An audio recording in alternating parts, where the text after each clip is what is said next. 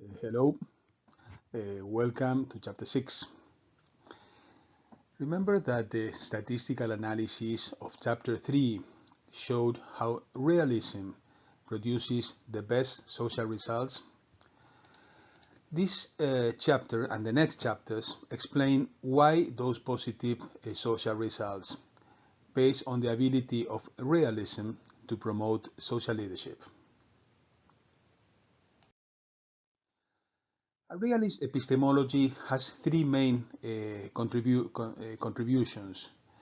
The first is the realism of Aristotle and St. Thomas Aquinas, with an empiricist bias. Sensitive faculties perceive an object, a person, and the intellect captures the universal, the idea, the form, the essence. The realism of Plato is the second contribution. St. Augustine, Bonaventure, and Guardini, it has an idealist bias and incorporates the knowledge that arises from meditation, contemplation, illuminations. In short, incorporate spirituality. This is fundamental because we all practice different degrees of spirituality, and it becomes a critical part of our lives. Spirituality helps to connect with our real self. It is the engine of emotional health. It helps to relate to others, to create and heal the person and the community, and to relate to God for those who have a religiosity. This leads to perceive the transcendentals, beauty, goodness, truth, love, and all this is key to living in peace, being happy, having a full life.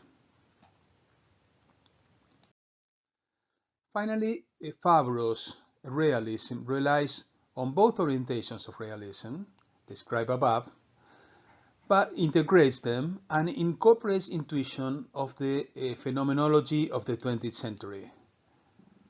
How reality manifests itself through multiple phenomena, and how each person can perceive some of those phenomena better than others. Imagine that you are in an auditorium with 100 people observing a reality, an object, a person, an idea. Each person perceives that reality differently. We are all wired differently. We have lived different life experiences. We come from different families. We have different psychologies. Some are more sensitive, others more rational, others more intuitive. Men perceive the reality differently than women. People with different ages perceive reality in different ways, with different professions. Some are more conservative, others more liberal. People from different socioeconomic sectors, different religions. We all have different perceptions. An empiricist epistemology does not help that those 100 people to agree because they all have different perceptions, so each one ends with their own different isolated truths. A subjective idealist epistemology does not help those 100 people to agree, as each person may have their own logic which may be different from that of others. A realist epistemology, instead, accepts that there is only one reality, that these 100 people perceive in different ways, and seeks ways to create an articulated knowledge amid diversity, to arrive at a unique, multiform truth, rich in perspectives. It enriches me to know the perception of others. It leads me to strive to understand their perceptions, to create a common knowledge which leads to peace and harmony. And the spirituality we just discussed has a key role because it helps me to understand who I am, to understand my limited ability to perceive reality. My spirituality leads me to a humble, open attitude. invites me to listen to others, to value them, to understand their perceptions, and be able to articulate a common knowledge.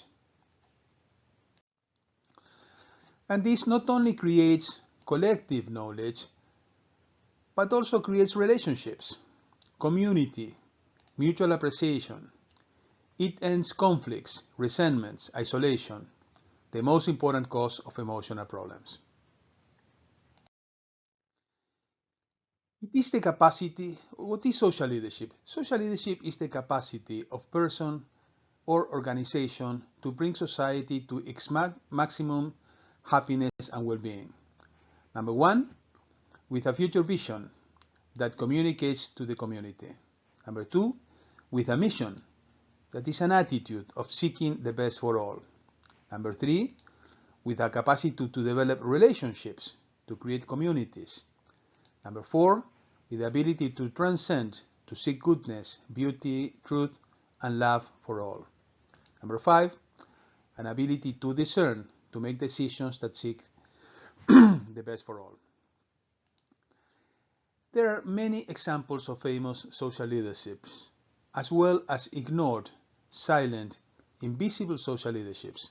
Each person who tries, in different ways, to have a positive impact on the community.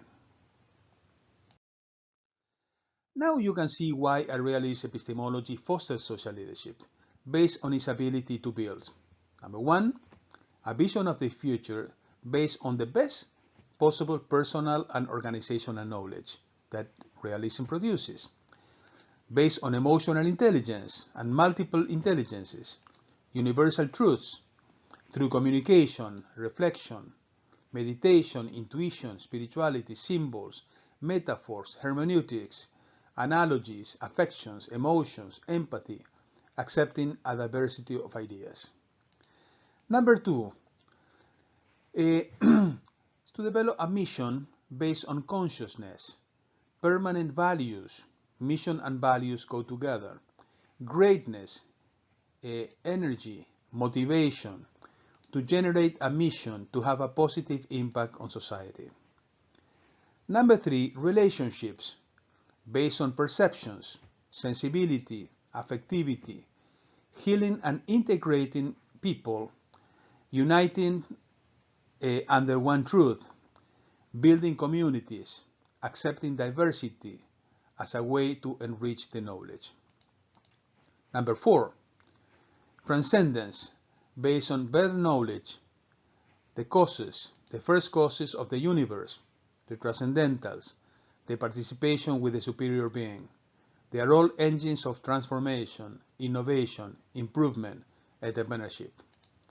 And finally, discernment, based on richer personal and community knowledge, consciousness, values, transcendence, are all critical components to build discernment. We are going to discuss that in chapter 11.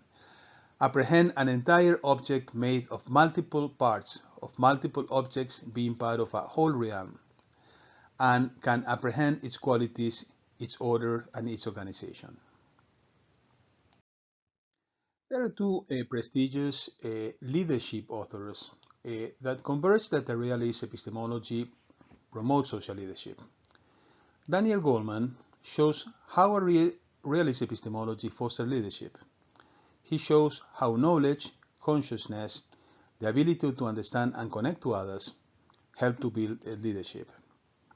He shows how emotional intelligence, competencies such as self-awareness, social awareness, empathy, the ability to join intelligence and emotions are critical dimensions of leadership, as they promote a positive impact on personal and organizational excellence.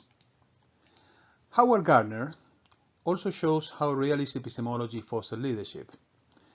He discusses how leaders that change the world can develop stories that are embedded in the population, stories of innovation that propose a new vision. Stories are a basic human cognition which speaks to reason and emotions. Through several stories, Gardner shows how leaders are built through experiences. Leaders did not necessarily have happy childhoods. Many suffered isolation, lost their fathers at an early age, or had bad relationships with them. This forced them to develop multiple intelligences and also a unique ability to communicate and persuade others. Focusing on their ability to influence others, Gardner mentions how the leader must be in contact with his or her mind, thoughts, values, strategies. The leader must have a strong relationship with the community. Leaders must be able to have a story to tell, have virtues that they embody. Gardner explains how the leader must be able to develop symbols, mental symbols to enable thinking and categorizing and become ways to communicate their stories. Such symbols must be able to reach different people with different wirings that can perceive some phenomena in different ways: the scientific, the economist, the business person, the humanist, the psychologist, the poet, and so on. People with high trust, realism, people with discernment, people in different roles of life.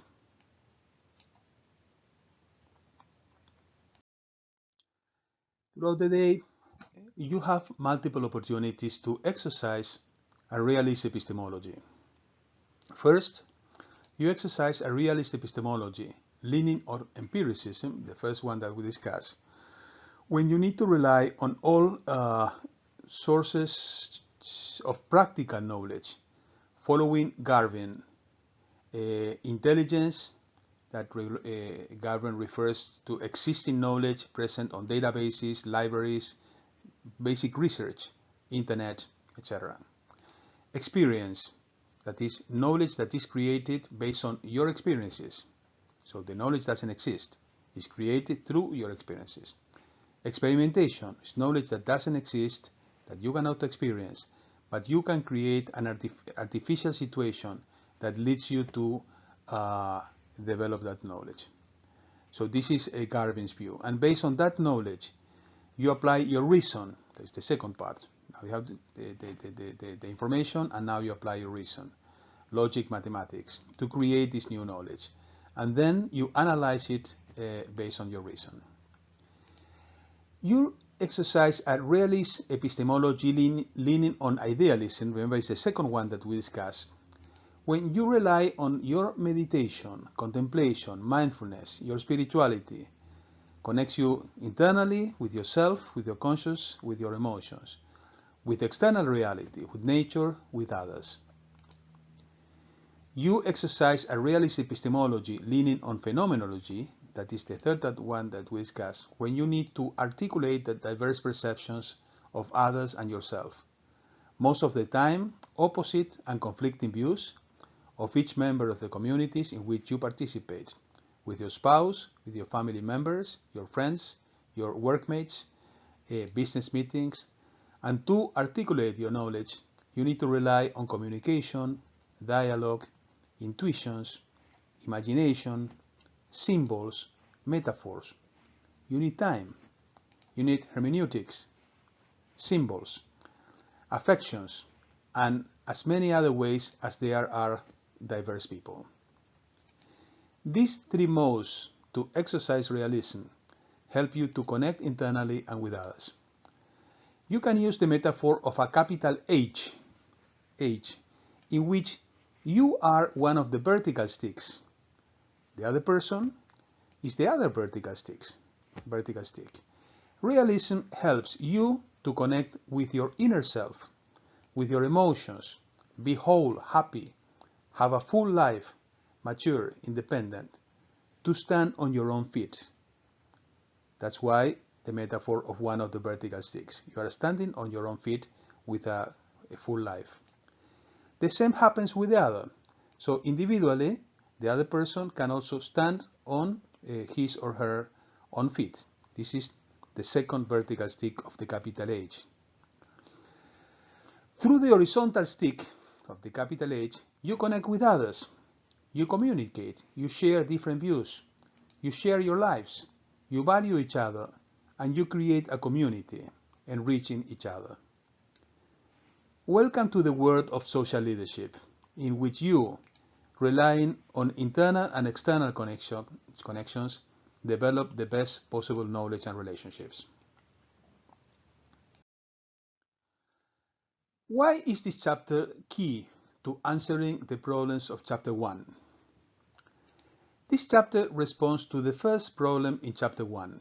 It shows that critical thinking, the backbone of modern strategic management, can be improved by the knowledge generated by a realist epistemology, which relies on diverse sources of knowledge, creating universal knowledge, integrating the person and the community.